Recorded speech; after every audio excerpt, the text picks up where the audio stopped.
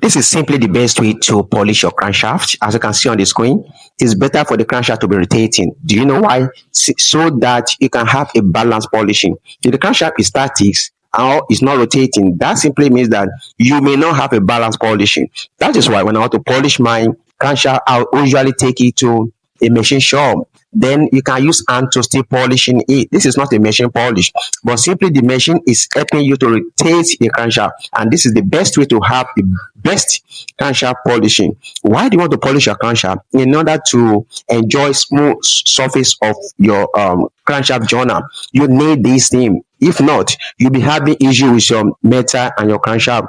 When you notice that there are rough surface on your crankshaft, you can go for crankshaft polishing. In crankshaft polishing, it means that there is no serious problem on your crankshaft.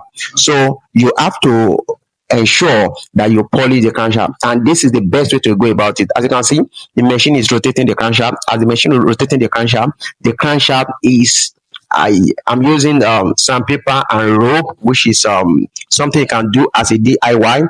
But why I use machine is that I can achieve the best polishing. The rotation simply help the crankshaft so that it's going to the polishing is going to balance all around. But when the crankshaft is at a specific place, you notice that the polishing will not be balanced. Hope you enjoyed this video. Don't forget to like, share this video. I have so many video on crankshaft. Follow this channel and you're going to learn a lot about diesel engine. Don't forget to like, share, and follow the